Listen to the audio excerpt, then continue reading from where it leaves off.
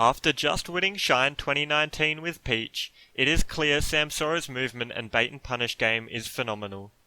However, the term bait and punish gets thrown around a lot in Smash Bros, so in this video we'll be looking at how Samsora uses his movement to bait and punish opponents and how he was able to use this technique to win Shine 2019. Another stock that Leo needs to come back from. And he gets the nair, and you have your Shine 2019 champion, Samsora! Bait and punish simply refers to when you bait your opponent into choosing an option and you punish them for it. A classic real-life example of this is the High Five Scuba Dive, where you bait your friend into thinking you want to high five, but really you scuba dive and dodge it. The first step in having a strong bait and punish game is how you move around in neutral. Samsora plays neutral at about roll distance and patiently runs in and out. Samsora runs close enough to his opponent to make his opponent feel like they have to choose an option, and that if they commit to an attack they could hit Samsora. However, he also moves far enough away to be outside of the range of any burst options his opponent decides to throw out. There are three main ways you can use your movement to bait and punish your opponent in neutral, so we'll be breaking down how Samsora uses all three of these options. They are the standard bait and punish, the jumping bait and punish, and the reverse bait and punish. The standard bait and punish is simple.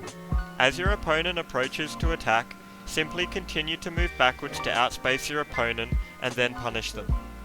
For the standard bait and punish to be effective, it is essential you follow step 1 and have good movement at about roll distance. This will bait your opponent into thinking they will be able to hit you.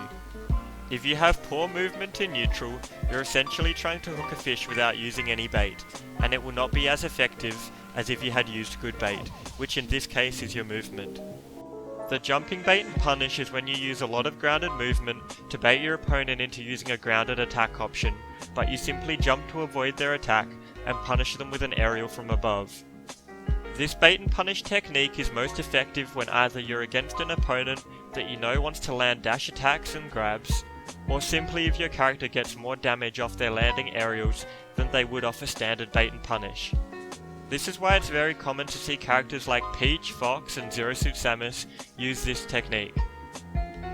Here against Leon, Samsora simply uses float to be above Bowser's dash grab approach, and he is able to land a nice combo off this one down air. Changes in blast zones making his job any easier or more. Jumping of course puts you above your opponent, so against characters with strong aerials and juggling tools, it will be more risky to use jumps to bait and punish your opponent than it would be to use the standard bait and punish. However, if you're against an opponent with a strong ground game, like Snake or Bowser, using jumps in neutral will be more effective. So it's important to know what your opponent's character wants to hit you with when baiting and punishing. Finally, the reverse bait and punish. I learned this technique from watching Allies matches in Smash 4, and was initially going to make this video an In the Mind of Ally video. However, I thought it might be better to not go into the mind of Ally because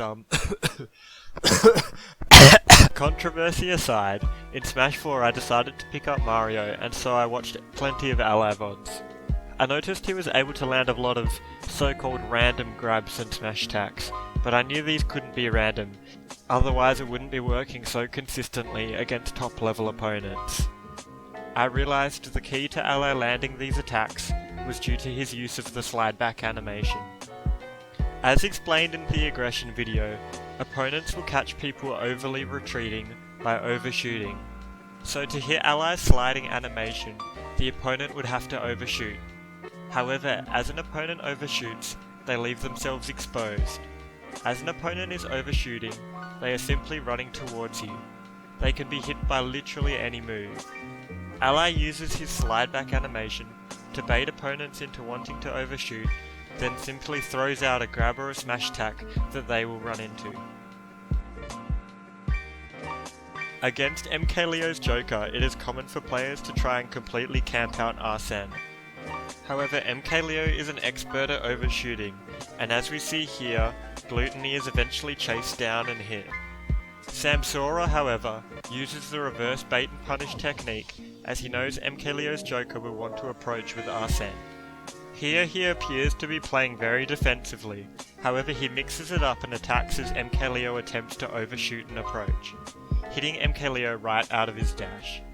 Here is Samsora explaining this technique himself. But the most important part about where you landing and going to the other side of the stage is that you know Joker is going to dash towards you. So maybe you could counteract this dash. So, because a lot of times MKLeo dashed towards me, and I was like, wow, he's going to dash towards me. I could just hit him out of his dash. The reverse bait and punish is a vital option in Ultimate, as many moves have little to no lag, and it can be impossible to outspace and punish them. However, simply hitting the opponent first can be an excellent mix-up into your bait and punish game.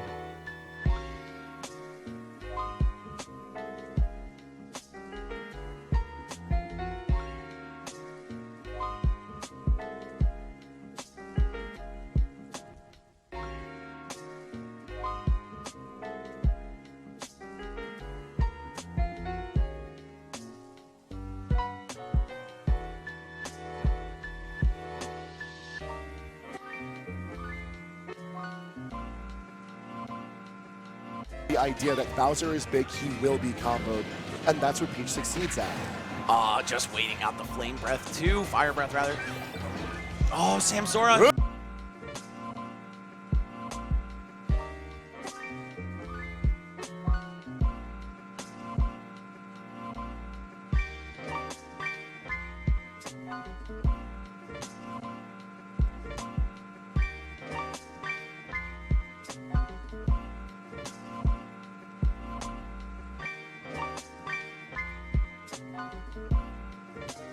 Where there are a lot of times you'd see Ally just drift all the way towards center stage with an air dodge. Oh, you are serious. I totally forgot about the up smash. I mean, he hasn't been thrown out nearly as much because he get punished so much for it earlier in this set, but this time he actually didn't throw it out and register, not the stock yet. But he got a lot of damage off it. Let's see if he goes for it again. The grabs are coming.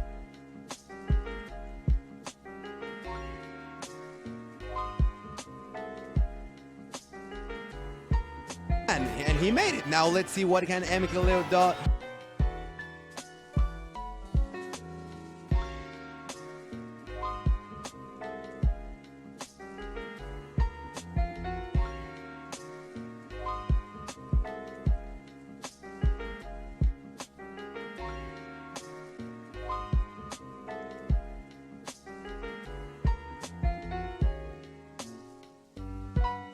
Nairo being a little more aware. Both players dancing underneath this bottom platform. The up B once again will not kill. This is deja vu from the first stock. Incredible, yeah, the first time, but the second time it was a little bit too much.